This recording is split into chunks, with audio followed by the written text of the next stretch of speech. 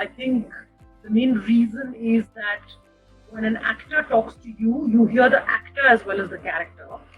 When a puppet talks to you, you basically hear yourself because you project onto something that is non-living. Yeah, today, yes, it's a marginalized form, and the understanding is that it's a dying art, which it is not. Andhra string puppetry. Last two puppeteers are left. Last two. One gentleman is 82, one gentleman is 86.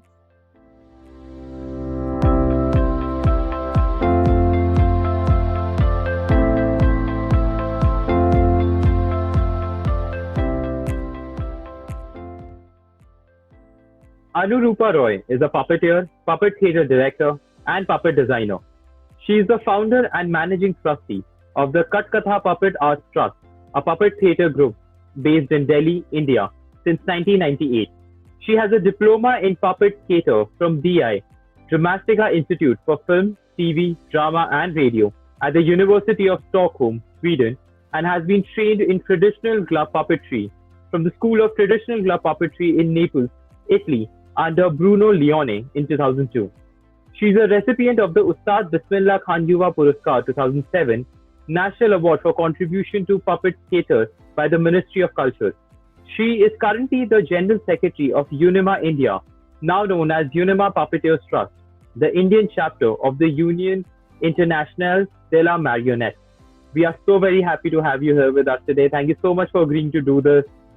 It's an honor to be speaking with you, and I'm very much looking forward to a very engaging and insightful conversation with you about puppet theatre and the impact that the pandemic has created on it. Thank you, Kunal, and congratulations that you have this kind of right, devoted to culture. Really good to know. Thank you so very much. I'll just begin my first question regarding puppet theatre. You began your career in puppetry very early, beginning at 9, and started Katkatha in your third year of college.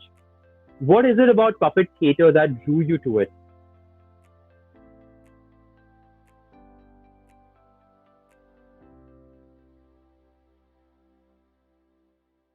I think as a child, as you know, a lot of children are fascinated by dolls, puppets, this thing of this land of the non-living, which gives you a lot of potential for imagining other worlds. So I think it started from that fascination. The fact that my toys or my dolls could have this other life and could come alive. Then I very soon realized that it's something other children wanted to watch. So initially I was performing a lot for my own age group, and my audience grew with my age. When I was a child, I was performing for children. When I was a teenager, I was performing for teenagers, also for children. And the company essentially started, like you said, in third year of college, because when we are in college, and we were just discussing that you were also in the drama society of your college, as was I. And there is this world of possibility opens up when you're in university, where you wonder, are you going to go into a conventional career, or is this a career? So even a career option. So even if you're doing BA honors, this that, you suddenly are attracted to another possibility. And I think for me, then puppet theatre really seemed like I couldn't deny the fact that it was a big part of my life, and I wanted to do this full time. I think the attraction of the non-living and what it says is very high. And now, I mean, on hindsight, when you look back, I think the main reason is that when an actor talks to you, you hear the actor as well as the character. When a puppet talks to you, you basically hear yourself because you project onto something that is non-living. Right. And just adding on to your point, I think again, just from my little experience, little unlimited experience, I think college also becomes a time when no dream is too big. Like you pursue whatever you want, and you dare the world. Like, yes, I'm gonna do it. Like, I don't know whether it's gonna work out or not, but I'm just gonna try. I think that level, I hope that daredness does not go away with time, but I think college is the time when you're the most daring person. You take up the most unconventional choices, and you pursue it. Something that perhaps gets a little difficult later in time. But yeah, I think that is just like that is the time, that when you're like, oh no, like I'm gonna try. Like even if the whole world say that like it's not gonna work, yeah. Absolutely, absolutely. I mean, is it possible to start? Would I start a puppet theatre company now in my 40s? I doubt very much. No, no, I completely resonate with that. So puppet theater is a very unique and non-mainstream form of performing art. How do you think it impacts the art form itself, and does it make it harder to get support and recognition?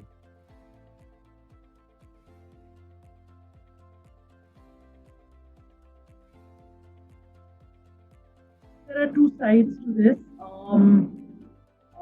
See, theatre in India, because it's such an old art form, the oldest art form uh, of the subcontinent.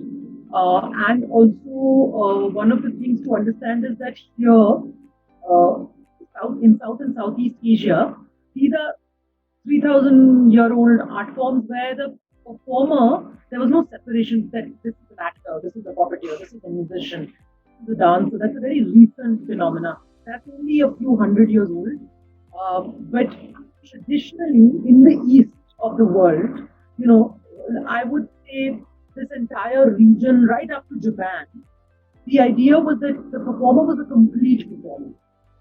The complete performer is someone like the Natya Shastra talks about the training of the complete performer, where you are a dancer and a singer and a musician and a puppeteer and a storyteller.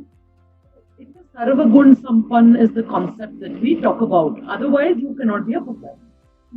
After that, whether you become a dancer or you call yourself identify as dancer, identify as musician, these are separations which happen after. If you look at traditional puppeteers, for example, everybody is a trained musician. They know how to play several instruments. They know how to sing. They know how to dance. If you go to Karnataka and watch the Yakshagana Gopalata school puppeteers, at the back of the stage they're doing full Yakshagana foot movements. So as a child, they first trained in Yakshagana. They trained in music, in the narrative. All these people know several verses from the text. In Sanskrit, in whether it's Kannada or Tamil or Malayali, they know all the text. If you go to Bengal, the puppeteer is basically performing jatra with puppets. So jatra is the local folk drama form, theatre form, and they must know the text of jatra and the music of the jatra. I think to answer your question, first and foremost, we have to understand what happened to the art forms when the split happened. When we split the art forms into ये तो classical dance है, ये classical music है, this is that, hierarchies came into being, Right. And I think what happened is what has happened to a lot of folk forms. Because remember, the classical also comes from the folk. It's politics of culture that gives someone a classical status and says someone else is ये तो उतना अच्छा नहीं है. This is it's all then in the perception of the patron. Pele patrons were kings and queens and whoever's rich people and influential people. Now it is the government. We have to understand what is this journey culture has made and what has then happened to puppet theatre is this must be children's theatre. Because it's little dolls, it must be children's theatre. But India, Asia, I would say, puppet theatre was never for children. It was always for the community. And they were all night shows. So, they would begin the minute the sun went down at 6 o'clock, the show would begin. Children will run, kacha bacha, everyone would be there. Grandparents, parents, everyone. Children would go to sleep at 12 o'clock. And then the adult portion, the philosophical discussion, even the jokes would start getting a little bit more adult, So even today, if you go to the traditional performance in the village, you will see this is how it changes. Because the performer must constantly engage the audience who's around them. And I think this is a key difference that we must understand between cinema and live performance. We are always performing to an audience. If I suddenly see, oh, this man in the audience is not looking at me right now, what can I do on stage that I have his attention? So, puppet theatre, essentially, to understand is that there are lots of stereotypes surrounding it. It's not children's theatre. It is for everybody. It was for adults always. it is of the margins. You're very right, because within puppet theater is a lot of other things. Puppeteers used to work as shamans, as for a lack of a better word, healers and witch doctors. बहुत लोग झाड़ फूक करते थे puppetry community में. So they were quite marginalized, and there was also the caste aspect of puppetry. The ones who work with leather, because a lot of Indian shadow puppetry is leather puppetry, were always relegated to, always came from a lower caste. But caste was also nebulous, because in India, performing artists have always had a very interesting caste dynamic. They're Right. allowed into the temple, so they can perform and they know the text. These are what I'm trying to say is it's a very non-black and white space. It's a very grey space with puppet theatre. Today, yes, it's a marginalized form, and the understanding is that it's a dying art, which it is not. And the understanding is that it's Rajasthani Katputhis, but there are 18 living traditional forms in India. The 17 others apart from Rajasthani Katputhis. I'm sorry, I took a very long route to that answer, but I just thought the context should be set. No, and I think that context was so very interesting, and it gave me uh, such an interesting insight about so many different various forms of puppetry. And I'm sure like the people who are watching it like must be like I hope not, but like even if they are hearing it for the first time, I think like it's a very interesting experience. And the fact that there are so many intersectionality within performing arts as a whole. So this is something that I have experienced when I was into theater. That it was never just theater. It means like I know that like right now there are a lot of demarcations, but something that I still remember one of my directors once told me, and I think that is something that I'll never forget. That so he once said that like the only reason that you're decent at theater is because you have a little bit rhythm, earlier came from dance background. So he was like because you have a little bit rhythm, therefore you are a little bit decent in theater. Otherwise, as an actor, I don't see you do very well. I was like that hurt, but okay, I get your point. And I think that is very important. And like something that you mentioned earlier, like all these performing, like there were performers earlier. There was no dancer or actor or like musician. Everyone was a performer. So yes. Okay. So India and you, as you mentioned, like Asia, if we say that'll be better, have a very long and diverse history of traditional puppetry, and Katkatha has engaged in extensive research of these forms. Uh, I'm just curious to know how these traditional puppet theatre varies from contemporary puppetry in terms of aesthetics and storytelling. And as a puppetry artist, what is the process of choosing which form of puppetry to work with, and how do you balance between so many various forms? As you mentioned that there are 18 different kinds of puppetry within India itself. So, like how do you strike that balance?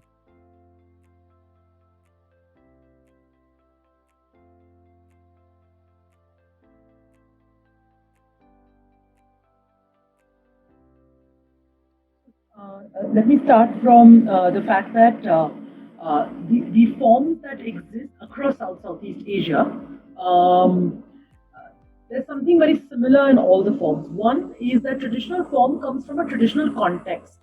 If you pick up any form across Southeast Asia or South Asia, they would have all started for a purpose, like and in a community. So, for example, all the Indian traditional puppet forms, or if you look at Indonesia, you look at Cambodia, you look at Thailand, they were associated with either rituals, and by rituals I don't mean necessarily religion, but I mean cultural rituals. So it was associated with when a child is born, you would have a puppet show. When the child came of age, so whether for boys it was like a mundan, and various across Asia there are coming of age ceremonies for boys, coming of age ceremonies for girls. Then on a, if there was a wedding in the family, there would be a certain day that a celebratory puppet show would happen. And then for someone's death, in India, even today on a Tervi, you have shadow puppet performances in several parts of South India. Depends on what script you would choose. So there would be, I'm giving you the example of India. If a young boy dies, then in Karnataka, in traditional format, they would do the story of Veer Abhimanyu. Because if you know, Abhimanyu also died very young. Yeah. If it's an old person who dies, then accordingly a show would be performed. Or if it was, let's say, a wedding, then they would do a certain section. They would do one of the stories of either Nalda and Damayanti, or one of those stories would be performed. Something celebratory, something about marriage would be performed. Which would also give advice to the couple, for example. These are There was a certain context. Some places it was always the temple. Like if you go to Kerala, even today the Tolpava Kuthu, which is the leather shadow puppet tradition of Kerala, the performances only and only happen in the Bhadrakali temple. All right. If you go to Indonesia is very interesting because the puppeteer, the famous ones, are like Bollywood stars in India. So I was visiting a puppeteer's home. When he walked out on the street, a lot of people standing there. And I was wondering, is it a show that could happen, or is this a public space? And no, they were just standing for his autographs. Wow. So, and they pounce on them and they start taking photos of him, and you realize, oh my God, this man is a star. And his performances only happen in stadiums. And there are thousands of people who come and watch these performances because in Indonesian society, puppeteers, especially in Java, the puppeteer is someone who is an influencer, that is what we call them today, is someone who's just for social leaders, someone who gives you sound advice, someone who is also master entertainer. So these roles and contexts are different across South Asia, but what is very clear is that it's very context driven. It's not something which happens in an auditorium space, which is modern theatre. Modern theatre, the contract is not a social, religious, ritual contract. It is very clearly that I am coming here buying a ticket to be entertained. You are standing on stage to entertain me. If you give me some other messages, well and good. If you don't, whether it's a stand-up comedy piece or a contemporary dance piece or a contemporary puppetry piece, the first understanding is that people are coming there for a good time. Or they're coming there to watch something experimental, something they haven't seen before. I think these are the two essential differences.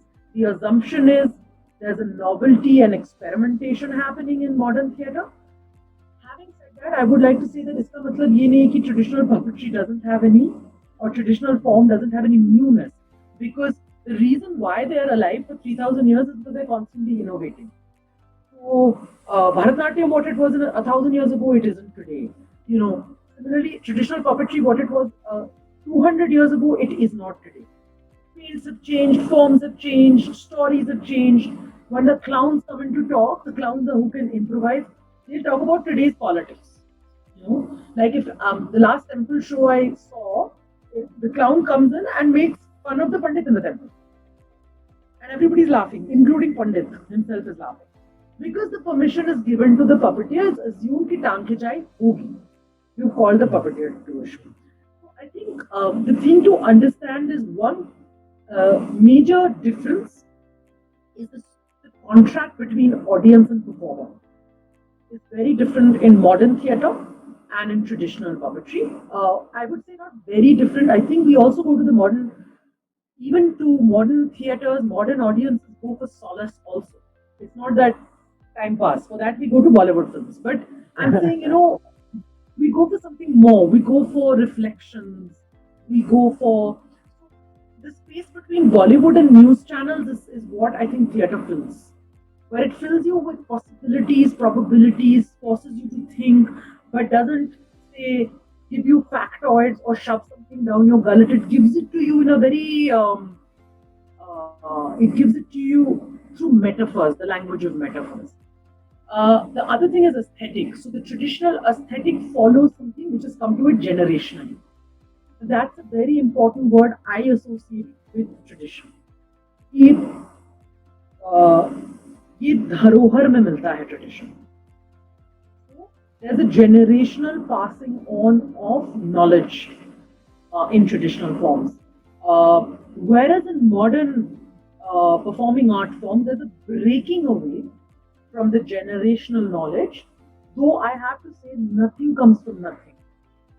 Uh, my practice, I admit, I'm very rooted in certain traditional understanding, or rather, I'm trying to be rooted. I study traditional puppetry basically because I understand that that has the treasures. That is where the treasures lie. And but even the ones who say, "Nahi, we have nothing to do with tradition," no idea is really original. Even the most original idea is coming from somewhere which someone else has thought of many thousand years ago. And I think to deny that it existed before you is just lack of knowledge. But I think things exist. They exist in the air, they exist in the discourse of things. Of course, technology doesn't. Today we're using projections and plays. That I would say the real breakaway from tradition. Today we are using smoke machines, certain kind of lighting.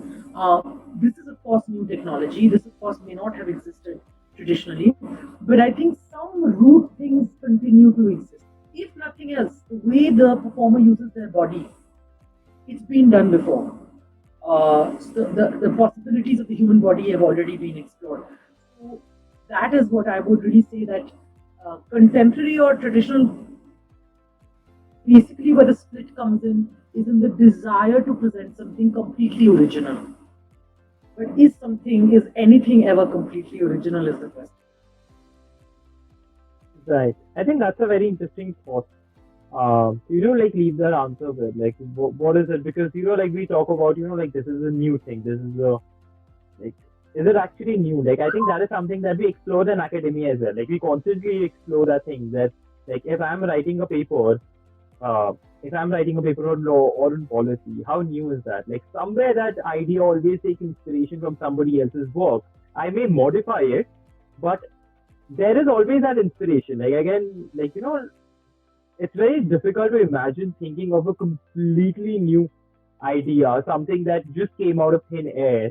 I think like it always drives from a lot of influence, and especially something like art that anyway depends on like whatever is happening around, whatever we see from generations, and like whatever we have observed by the people who have done those things before us.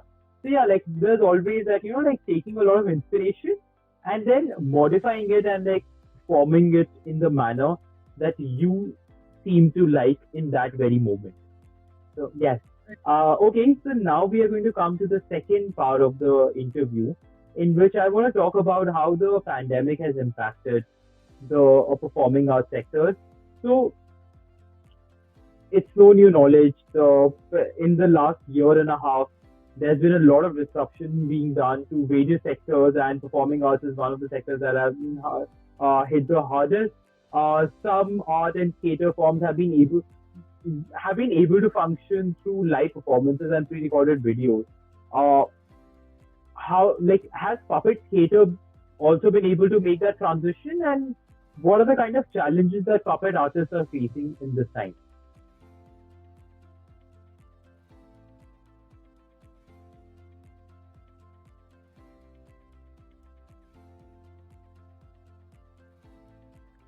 So, this is going to be, sorry, a long answer. Yeah. I now wear my UNAMA hat because through the union, we have been gathering information about the status of puppeteers right now through the 2 years of the pandemic and the lockdown that ensued because of or several lockdowns that have taken place. Of course, the situation varies from state to state. The situation also varies from puppet community to puppet community. The most marginalized right now are the ones who are landless, right? Because even the ones who are very poor but have some sort of access to agricultural land are at least able to feed themselves, is what we are finding from the beginning of last year. Many of the puppeteers in villages are also farmers. Puppetry is not a full time profession like it's for me. In fact, India is one of those countries where there are very few full time puppeteers. Very few actually. I mean, you can literally count them on the fingers of your hands. Most people are they have other jobs and do puppetry. In villages, they are farmers or raise animals and also do puppetry. So when the first lockdown happened, the first SOS calls that we received were from the Katputli Walas because the Katputli Walas, whether they are in Udaipur, Jaipur, Delhi, there's a huge community in Delhi which used to be in Shadipur. Now they're in Right. the transit Katputli camp of colony. Katputli colony, which doesn't exist anymore. They are in several transit camps. And the crisis was that there was no work because their work is daily. They're daily wage earners. They go and play drums at weddings. They do puppet shows at birthday parties and events. Some of them are also acrobats, and they do various other forms of entertainment. So the big crisis was that within 3 or 4 days, most families had run out of the money they had earned, and there was no money even for food. One of the first things that uh, where help had to be sent was to the Katputli Walas. And even now, as recently as now, we're doing a fundraiser now for the Katputli Walas in Bhopal. There's also a community there. The thing with the Rajasthani Katputli Walas is that they belong to a community which is a Bhat community who were itinerant travelers, which means they never settled down. They used to travel and perform. And one of the reasons anywhere in India you see puppetry, they say Katputli, is because traditionally they have traveled the most for work. Right. But this is also detrimental in the sense that they used to go home to cultivate, but most of them then started to settle down in the cities where work came out. So in Tooter, Metro, various cities, you have groups of Katputli Walas. In the current situation, we're doing a fundraiser for the Katputli Walas in Bhopal, for example. So there are some 75 families that are there. Clearly, the situation is that the most vulnerable community currently is the Katputli Walas who are not landed, live in cities, often in urban slums, and depend on day-to-day earnings. On the other side is a very particular situation of West Bengal, Odisha, because there were two cyclones last year and this year. There was Amphan and Yash, and as a result of which the puppetry community, which happens to live in these very areas, were very deeply affected in the sense that there was loss of homes. So their houses got washed away, or the roof got damaged, the walls got damaged. So that was another very vulnerable community, and there's a research currently by our colleagues in West Bengal. A gentleman called Sudeep Gupta, who's a puppeteer himself. He has done a comparative study of what happens to the art forms, especially traditional art forms, folk art forms during natural calamities. Is that performers stop performing, they put the puppets away, and they then start doing other things like become road construction workers, or start digging wells, or go and do these contractual more secure jobs in a sense. And they have noticed that there have been similar cyclones and floods in West Bengal over 40 years, and they've lost about 30 to 50% of the traditional performing artists, especially puppeteers, because of natural calamity. So what these two puppeteers, Sudeep Gupta and Parthu Kaul, did is they have been having an ongoing fundraiser for 2 years, supporting the puppetry families who don't have work by giving them a monthly stipend to continue to create work at home. So either do little shows or keep building puppets so that they won't leave the profession and go away. The other scenario which we've recently found out is in Tamil Nadu. Again, the shadow puppetry community is in a very bad state. Even though they have agricultural land, most of them grow rice. They're living on rice and salt because there's not enough money to go and buy vegetables or dal or any of those things. So Unama is currently doing another project where we have, and it's starting actually as we speak tomorrow, a filmmaker friend of ours, R.V. Ramani is going to go to Kanyakumari district. And what he is going to do is the puppeteers themselves are recording videos, 10-minute videos of either a piece of their performance which they think is their best, or brings in a unique story from their traditional form, or are doing a little slice of the life of the puppeteer backstage. How do they set up? Where are the puppets kept? And things like that, which we have very little idea of outside of the community. And we've done a fundraiser by which each puppet family is getting 10,000. So there, at the moment, we have been able to cover 8 puppet theatre families. We want to cover about 15. So this is the other thing that is happening. But as what I'm trying to tell you is, uh, those who are not well established, those who really live day to day or are very dependent on their traditional audience, have suffered very big loss. And whereas I was talking to the traditional puppeteers in Kerala who are attached to the temple, they still get performances, but their income source has been slashed by 50 to 60%.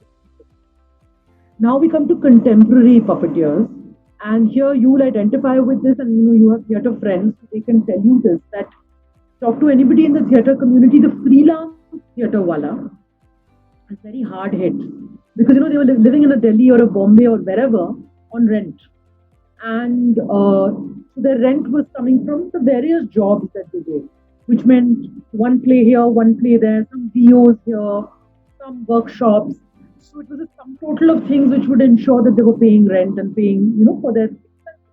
Now what has happened, that shows have come to a complete standstill, which means that one chunk of the income is gone. And by shows, I mean there were festival shows, there were school shows, schools are shut, everything has gone online. For example, Katkatha for us, live shows, our life was live shows. We did nothing online. So now we had essentially we were touring festivals. That was our main big mainstay. We were working a lot with schools, which meant children in schools. We were also working with communities. We were working with urban slums. We were working with youth groups, care homes. Now with COVID, this interface between human beings came to a complete shutdown. We've managed to go entirely online. Now, 95% of our work is online, which means we've had to very quickly invent ways of working online. Remember that you're competing with school time online. Children are already really frustrated doing math, science, physics, chemistry, history, geography online. If they also have to do theatre online and puppet theatre online, it's like for them. We found our way around in many ways. Instead of meeting them online and doing the entire session online, we have a small chat with them and leave them with DIY videos. We've even posted kits home. We've sent children little kits which they receive in the post. They open the box and there's also things in it, and we have sent them a list of activities. I think we are finding innovative ways of keeping it partly physical, partly online. We don't want them to get allergic to the art forms. That's one thing. Two, a lot of our shows have moved online. So post the lockdown, I created Girl in the Pink Frock, which is an online video piece, 11-minute long, about the migration that happened as soon as the lockdown happened. All the workers from the cities walking home on foot. I made a little film about it, which is with puppets. We made Tilapur Ka Rakshas, a children's performance. This was going to be a co-production we were doing with a German company called Helios Theatre, and they were going to come here in April of 2020, but poof, everything stopped. And then we said, no, we're not going to stop. So we made the co-production, except we worked in India, they worked in Germany, and they made something for little children, we made something for older children. We kept having conversations, the director and I, and the themes are similar, the output is very different, and it was very interesting. We made this production on Zoom. 3 of us, one puppeteer in his house, had the stories of a city and a girl, and how she basically resists the Rakshas who come for people in the night. And so the entire set of the city was in my colleague Shameen's living room. And the girls' set The king's house was all in my bedroom, and we were shooting with our phone cameras and doing a live feed on Zoom, which was a huge discovery for us. Uh, so I think things are possible and very exciting, the things that have opened up. Uh, but it doesn't compare to live performances, of course. Like I said at the very beginning, you want to look at your audience and get a feedback. Uh, I also have to say that the digital space has really opened up possibilities for us. This year, we've worked in parts of the country we've never worked in before. I've done workshops in Hong Kong with school teachers, which was not possible if it wasn't online. We've done a co-production in Germany, which would have been physical, would have been lovely if it was physical, but it's still possible. So I think your costs get reduced when you're working online. This year, when I did the National School of Drama's extension program, I actually had two of the students write to me, and both were visually impaired. And they said, we want to come to the NSD extensions every year, but New Delhi is not um, friendly to differently abled people. Most cities are not. And I said, we're afraid, it's a big city to be, but we could do it online. We also had a girl who was 7 months pregnant, wouldn't have been able to do a course by physically traveling, was able to do it online. So I think it's interesting what possibilities open up when the digital space opens up. And if the pandemic had not happened, we wouldn't even have bothered to look at the new possibilities. Because I was always anti the digital space because I come from a very Yeah. conservative digital space performance background. So yeah, this is quite something for me. I had to change my belief system quite a bit, but I can see things are opening up. All right. You mentioned the work that Unima is doing all this while in supporting artists and performers in different cities, in different backgrounds, in different capacities. Um, has there been any assistance from the government so far in providing any kind of aid and assistance to artists who are struggling? And if so, uh, has it? Do you think it has reached to all artists equally and equitably?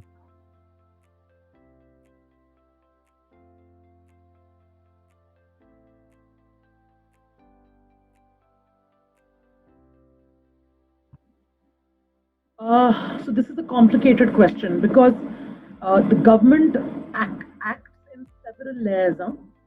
So there is like Ministry of Culture, which is the top fund giving body in the government. We were in conversation, nothing really happened there. But however, having said that, we've had many instances of state governments and also individual within governments really rising to the occasion. And I will say that the UNIMA president is Gundu Rajuji, who is a traditional puppeteer from Karnataka. He's a leather shadow practitioner. I just spoke to him 2 days ago, and what is very interesting is that a local MLA came forward and gave him, because he found out recently that the second lockdown again, puppeteers are not able to get out of their houses to go to the places of performance. Was came in with 100 food ration packets. So that means that for 2-3 months at least 50 puppetry families have food. So that has happened. So it has been individual sort of efforts. Similarly, I know for a fact that in Rajasthan, as I told you, we had distress calls from Udaipur, Jaipur, and Nagaur. So here we could get in touch with the government.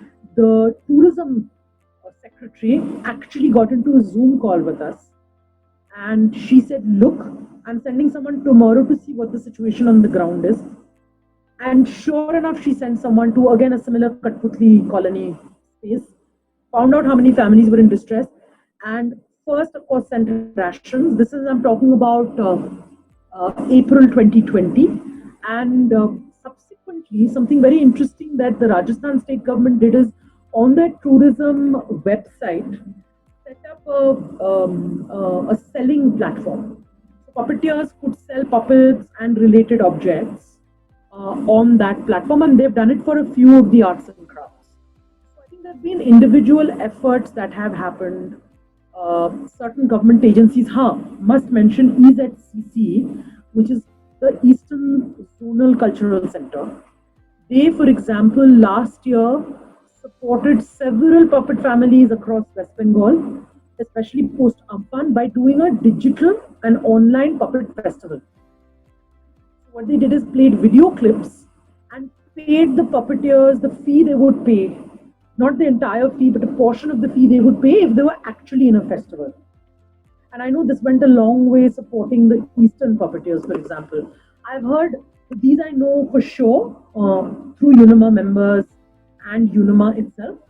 The others that I've heard about is a couple of governments ration plans. Like finally in July last year, Delhi government gave food coupons to the entire Katputli colony in Delhi. So those who had ration cards could go and take free rations. Those who didn't had food coupons. Similar thing happened in West Bengal. Things have happened from the government. However, what I would really like to stress on is at a policy level. Since this has happened, since we have a clear crisis situation, at a policy level, we must know what is possible. Because we have institutions in place. We have Sangeet Natak Academy, which has thousands of hours of archival material of traditional puppeteers. In fact, it's the only institution in India today where you can walk into the library and watch all living 18 traditional forms.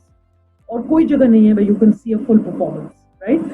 And very rarely do you see all the performers together because they are scattered across the country. So Assam se leke Rajasthan, and north mein I would say puppetry is Uttar Pradesh se leke Kerala. They have all the archives. There should be a system in place where the puppet theatre community can be paid for airing of this archival material, for example, or should be commissioned to make a few puppets to put together a fantastic museum at the end of it. Because we don't have a puppet museum in this country. I mean, this is a golden opportunity to create that kind of workspace instead of handing people dole.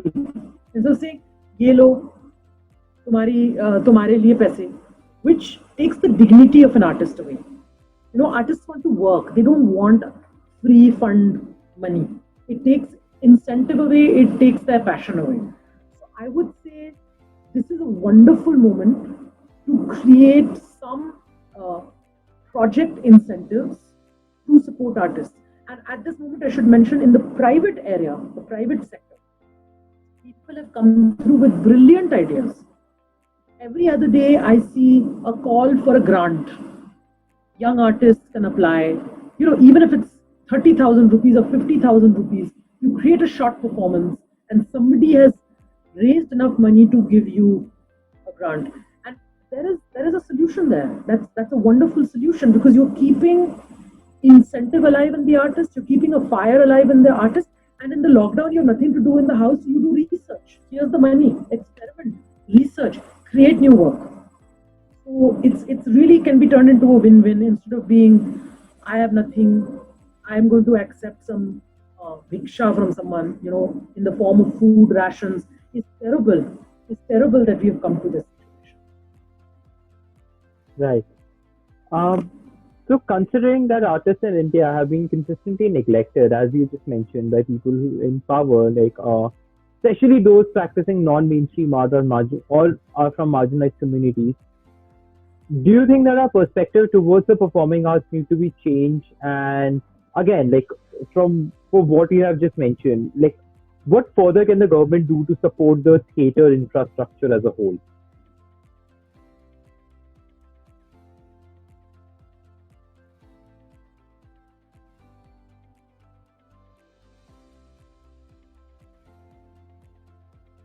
I spent quite a few months studying policy in the government because, as you know, changing policy is very hard. If we say "Acha, change the arts policy," it would take years and too much lobbying and too much whatever. When I was studying the policy on paper, this is within the constitution, but within the extensions of the constitution, where you say the implementation of the constitution. We have a fantastic policy on the ground, fantastic arts policy. The arts policies they cover, for example, number one, uh, the production grant is for new productions. Inbuilt, inherent in it is experiment. What are you doing new? Da da da. We have support structures for the Guru Shishya Parampara. We have support structures where there's a Guru teaching 8 people, 10 people, 12 people. So there is your transmission, which supports the Guru, which supports the student. We have within the grant making system young artist grant. So you're up and coming. You're between 16 and 18, and 18 and 25. Then we have award systems for young artists, for older artists. We have pension programs for old artists. We have research grants. Junior research, senior research. सब कुछ है on paper. But left hand doesn't know right hand doesn't know left hand. Know and care. So if there is no need to change policy, it's all been there from the beginning. The only thing needed is to match things and really have intention. Then the thing to do is what we don't have, and this is shocking. If I share some of the data with you, the last census of folk arts in India, guess when it was? The policy was made, and folk art census was 1962. Wow. We're sitting in 2021. And it's a census year. Any other? And it's a census year. Like census is supposed to happen, and I'm not like I don't think that will be happening even this year. Like for the next another decade. And like census is such an interesting. Just because we are mentioning this, so we did an entire edition on census in May, and the prime emphasis on that edition was that the last time caste was taken into census was in 1932. So it's been around 90 years that there's been no collection, no data available on caste. The government has no idea how many OBCs exist in India. And unless and until you don't have the numbers in place, how are you going to make a policy? Similarly, till the time you don't know how many folk artists are there, how are you going to make policies? How will you make a policy? Or change policy or implement policy? I mean, it's ridiculous. The numbers, if I tell you the census that on 19, 2-3 people doing this, you walked into a village, left turn, right turn, they found 2 families there, and they wrote down, oh, in this form, there are 2 families. But if they'd taken a right turn, there were 40 families there. They missed them. This is the kind of census that happened. And now we have discovered the gaps in census. No follow-up official census has happened. Today, I have a better census of the exact number of puppet families in this country than any government body in this country. And this is thanks to my colleagues who are on the ground doing their census survey. This is thanks to the trips that I've taken to the villages and done my own census survey.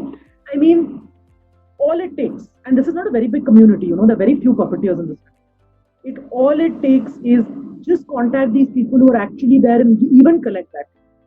Abhi to ye bhi nahi pata that who's a guru. Do you have any gurus left in a certain traditional form? Do you have any youngsters left who will continue to perform? Like I tell you, Andhra string puppetry. Last 2 puppeteers are left. Last 2. One gentleman is 82, one gentleman is 86. And his extended troupe. The children work for banks. They do not want to do puppet theatre.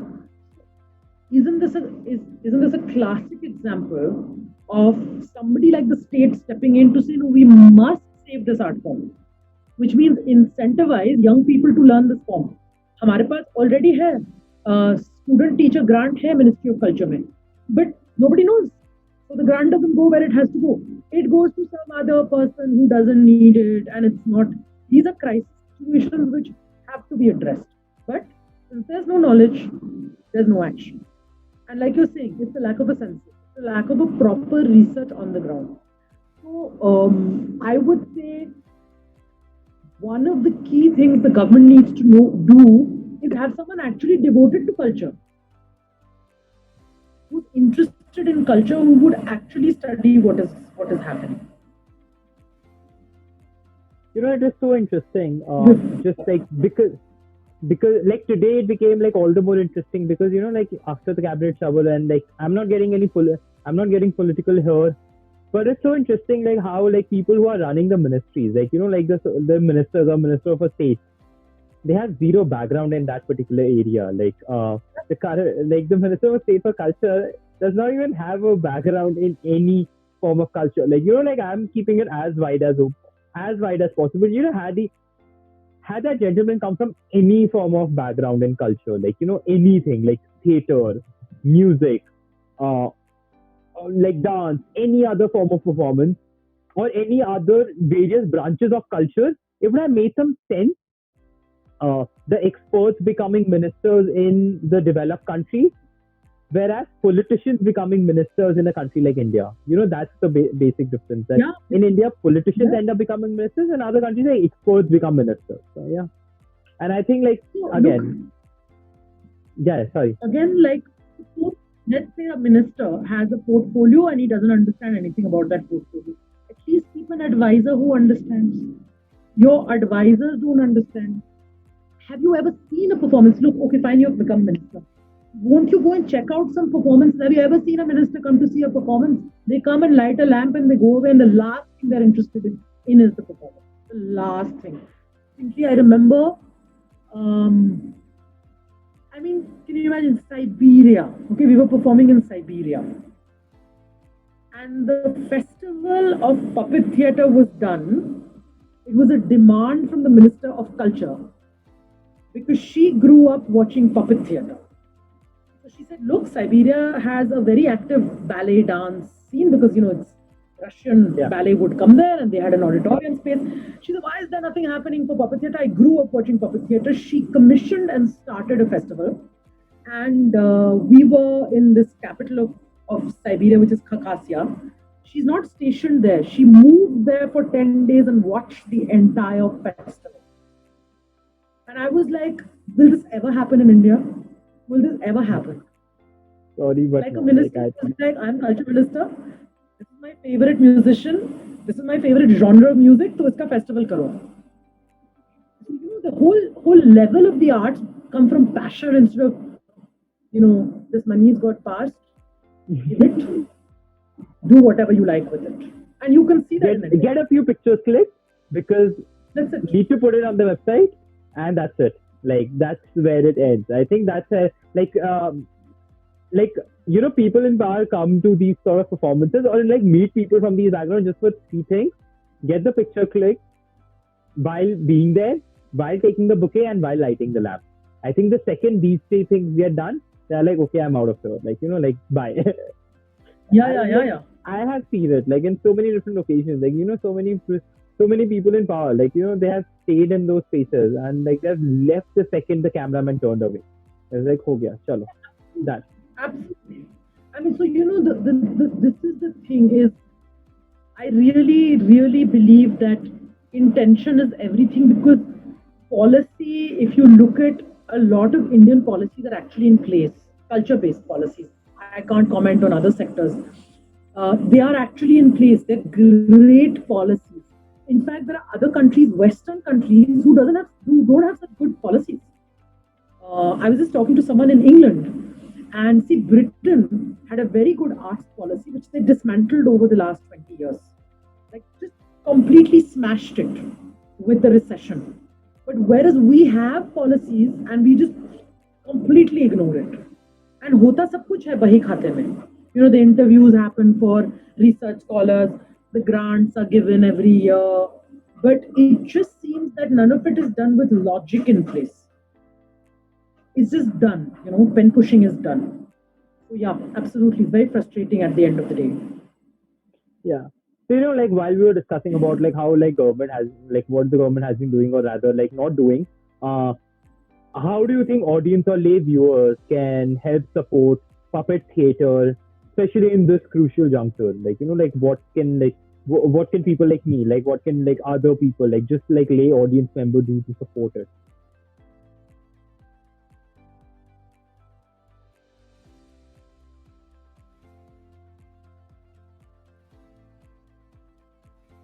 I have realized something increasingly that the patron today is the audience. The audience is finally the person who keeps the art form alive, not only by watching it but being interested in it. And I have only one word for him. I'm actually getting goosebumps telling you this. I'm so deeply moved. I'm so deeply moved by the way the audiences have come forward to support puppet theatre. I cannot tell you the kind of instances we've had.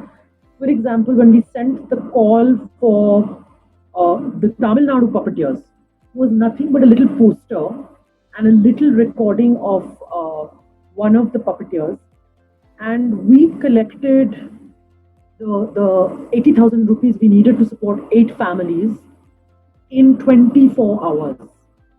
And this has come only from the audience, only audience. And people were like apologizing that they couldn't give more than 10. And they were like, no, no, this is very important because archival material is essential. And also, we believe the fact that a performer must be paid for work and not just given dan. That was one. Two, again, the other story which is super exciting is when we, at the beginning of the year, beginning of the lockdown, we decided to do a fundraiser from Kat Katha, and we decided to put 5 of our popular performances, in the digital space. We managed to raise 2.5 lakh rupees in 1 week Wow. and distribute all 2.5 lakh rupees to uh, the various artist uh, ration funds, medicine funds, hospital relief. Plus, we were supporting wage workers stuck in buildings, etc. It's just from our audience, like just and people we don't know. It's not, of course, family, friends, yes, but also people we didn't know, people who had watched our show once, watched our shows twice. So it was incredible, and I think what I really realized is we scarcely give that much importance to our audience. So the producer, presenter, patron at the moment is important because they are the ones presenting your work. But the real people who carry your work ahead and think about it, talk about it, spread it by word of mouth, and support it in crisis is the audience, the individual in the audience. People, students have given us, like, I don't have any more. This is my pocket money, 2,000 rupees, but it goes very far because all of it adds up. We were able to support the Madari families, 56 Madari families in Ghaziabad, 72 Katputli families in Narela. We were able to support medicine and ration distribution among many artists in Delhi, in Bangalore, uh, Jaipur, Udaipur, only with this money. And this came basically only from the audience members. So what you're saying is, one has to understand that I think the future of all funding is going to be the collective, and they also get more interested and invested in work that that they're crowdfunding for, and even the smallest amount. I mean, it's not like people have to give even thousands. The few people giving a little money has gone a very, very long way. I think that sounds so inspiring, and all the work that you have been doing, that the union has been doing, that Katkatha has been doing, all this while has been like really inspiring, and it is actually supporting families that do very much need it. Um, so, given the state of our times and given how these things have been existing, so we actually, and especially because that I do come from a policy background, I do understand that in terms of design, most policies don't have a flaw. It's the implementation where the flaw emerges. So we have actually started a petition on change.org, uh, and we are trying to receive as much support as possible from people, because then we'll have something credible to go to the minister, to go to the Ministry of Culture, and urge them to provide some sort to draft better implementational policies, if not like the main structural policies, and change their entire outlook about the way in which they're supporting artists, in which they're supporting art forms during this time. I think the area in which the most support is required. I think there's something that I have observed, like having a little background in theater, and like just like with whatever time I've spent with a lot of artists, anybody who enters this area of work does not do it solely for the money. There's a lot of passion with which you enter this into this field of work. And leaving the money aside for a second, when your art is not even given enough respect, I think that is where it hurts the most. Like it's not that okay, like you are not giving us a lot of money. Maybe okay, like I get it. Like maybe you don't have the fund or whatever be the reason. But if you're not even giving the art or the artist like enough respect for what they're doing, I think this is where like it pinches a lot of people. So keeping that in mind, we have made a petition. We are hoping to get as many signatures because then even approaching the ministry will come with a lot of credibility. And even though everybody knows that this is a reality and this is a real problem, I think like it will be best if we go with like some sort of assurance from the people, from having some kind of a grassroots support. So yes, I do. I'd very much be grateful if you can, ask the people who follow you, who follow your work, who get inspired by your work, to please ask us to join us in our effort and ask them to sign the petition. Like it's just an online petition. That's it. So yes, Sure, absolutely. yeah. I think with this we come to an end of this interview. Thank you so very much to speak with me. Like it's been so great. I think there were so many lessons that I personally learned being in this sector for like in whatever limited capacity. I had no knowledge about so many different kind of puppetry, puppet theater, and so many different aspects, so many different nuances within it. So yeah, it has been very engaging and very insightful. I'm sure the people who are watching this right now will be feeling the same. So thank you so very much for taking out the time. It's been a pleasure. Thanks for watching our videos. We work hard to make sure you keep coming back for the content we produce. Don't forget to like, share, comment and subscribe to our channel by clicking the bell icon below.